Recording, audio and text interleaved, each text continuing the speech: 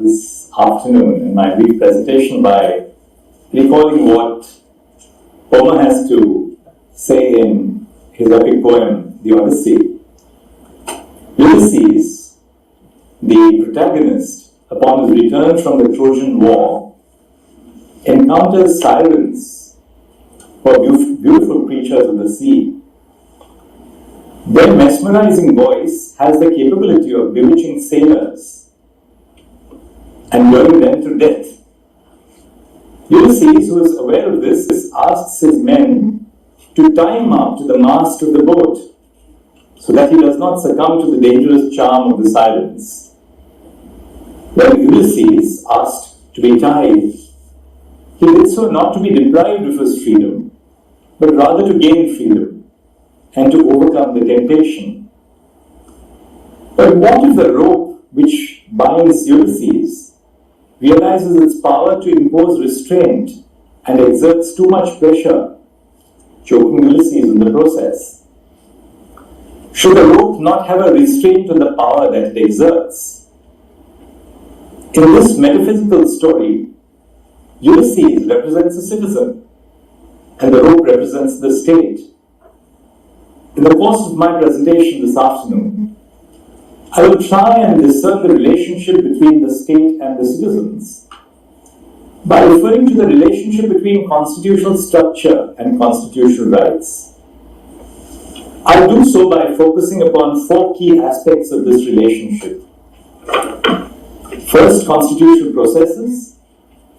Second, institutional arrangements for governance.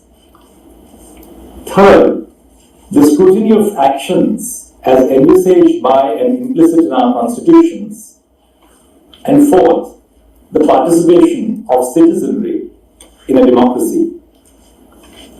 Now, similar to Ulysses, citizens across the world handed over a few rights to create a state. In doing so, they diminished their right to be free citizens, untrammeled by external forces. In exchange, the state is reposed with the duty to protect the life, liberty, and property of citizens. In today's world, this agreement between citizens and the state is entrenched in the form of a modern constitution or a not so modern constitution. However, constitutions do not merely recognize the rights that citizens hold, but they also ascribe the rights that they ought to hold in modern civilization. The Indian Constitution, for example, is an instance of an aspirational constitution. It recognizes the rights that citizens held before the adoption of the Constitution. In fact, we have held that the right to life was not something which was conferred by the Constitution, but it was recognized by the Constitution. So that even the right to life is now suspended as during the course of an emergency. That does not mean that your right to access judicial remedies stands suspended. So the birth of the Constitution, as all of you are very well familiar, you have practices like untouchability or sati, the burning of a widow on the pyre of a husband. The Indian Constitution sought to overhaul the existing socio-political order that was entrenched in the vices of discrimination and arbitrariness, to create a new order embedded in the ideals of justice, liberty, equality, and fraternity. Another example of an aspirational, or what is otherwise called a transformative constitution, is the South African Constitution. The patterns of social, political, and economic life in South Africa were influenced by apartheid. Access to public areas, permissible relationships, political participation, among other things, was restricted based on color. Much like the Indian Constitution then, when the South African Constitution was adopted, it sought to shape a new socio-political order. A plethora of rights which were not available earlier were recognized. It includes the right to equality, the right to fair labor practices, and the right not to be subjected to slavery or forced labor. The injustices of the past, which you see in the Indian Constitution, was sought to be cured by the adoption of the South African Constitution. In fact, the rights framework in both the Indian and the South African constitutions is elaborate because the injustice that traced every aspect of a citizen's life was sought to be cured by the Constitution. The chapter on fundamental rights is for this reason often referred to as the soul of the Constitution. But the mere recognition of fundamental rights is not sufficient for their effective protection because values are just not simply self-reinforcing. So while Articles 14 and 21 of our Constitution recognize the right to equality and the right to life and liberty, they don't enforce themselves. On the adoption of our Constitution in 1950, society did not miraculously wake up to an equal social order. On 26 January 1950, the day that the Constitution was adopted, Indian society was stratified as it was the day before. Sati, untouchability and female infanticide still plagued society. Political dissenters were still imprisoned for exercising the right to free speech.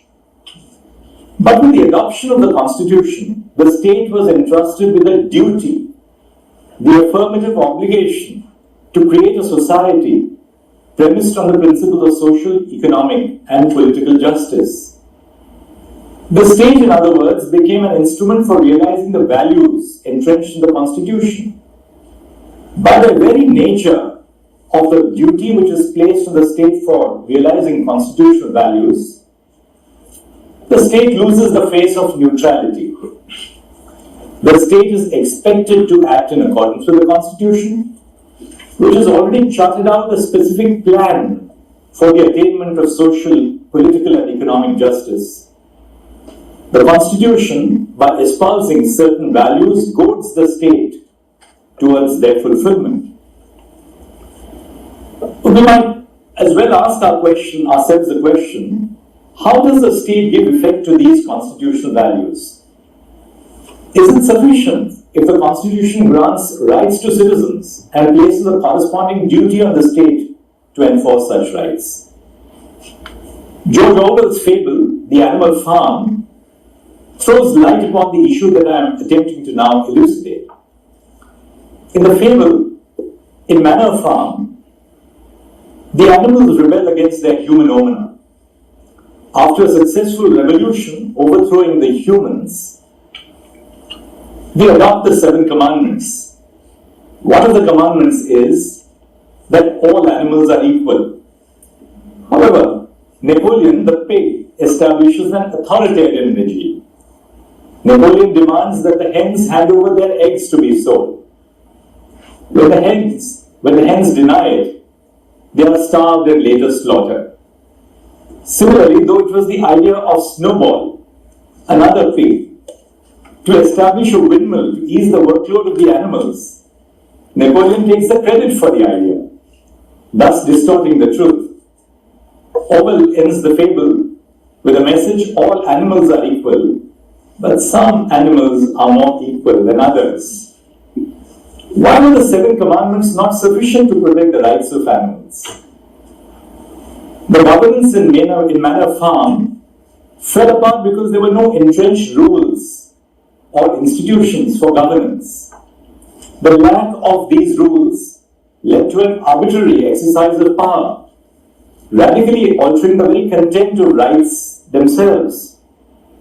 My argument is that the rights regime in the Constitution, similar to the 7 commandments, would only be, as Justice Scalia calls it, a parchment guarantee if the Constitution does not establish a structure that effectively checks the exercise of power and the abuse of power. That is why, for the Constitution to stand the test of time, it is necessary that alongside assigning a duty to the state to protect fundamental rights or fundamental values or freedoms, it must also establish other institutions to create a system of governance.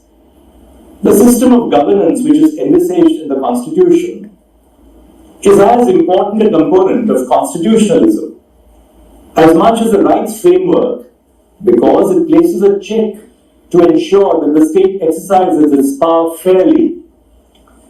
The expansion of the rights framework would be insignificant if the Constitution describes a weak form of governance that does not ensure that the state exercises its power fairly and equitably, or if the judiciary interprets constitutional silences and interpretative gaps in a manner that would weaken the system of governance.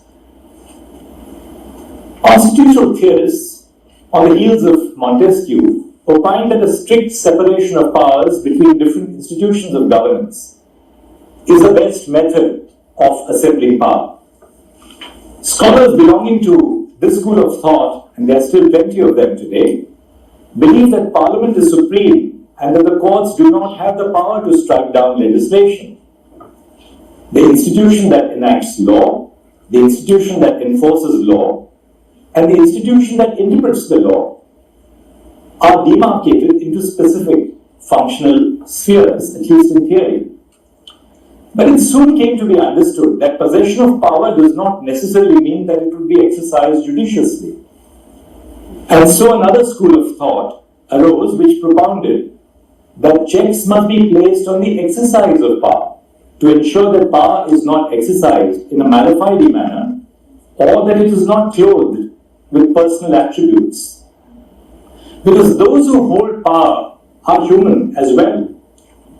And to be human is to err. As King Henry in Shakespeare's Henry V says, "I think the king is but a man as I am. The violet smells to him as it doth to me. The element shows to him as it doth to me. All the senses have but human conditions. His ceremonies laid by, in his nakedness, he appears but a man." Thus, the two components that ensure constitutionalism are first a guarantee of rights, and second a system of governance that checks the exercise of power of other institutions.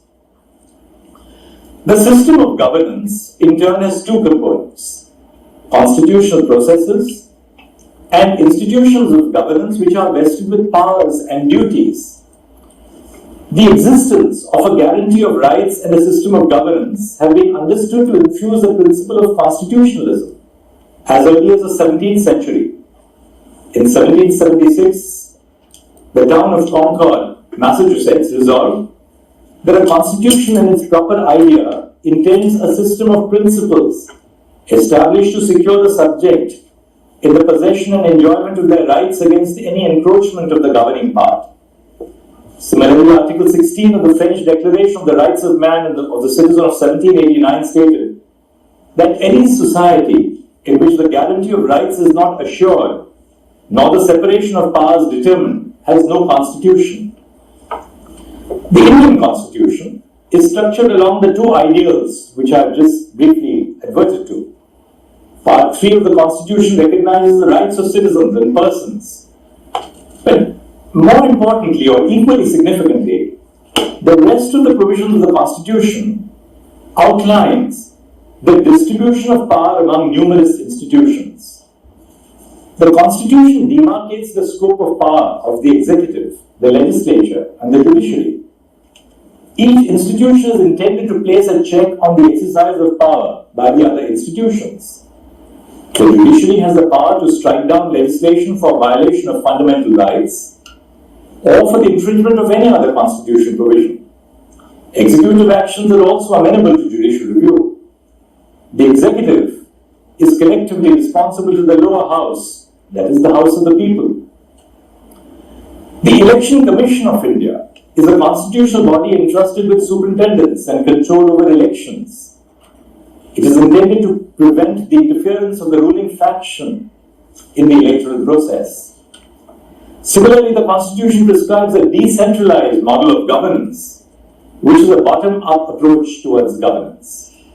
The Constitution creates municipalities, cooperative societies, and a whole host of local participatory institutions going down to the level of the villages across India.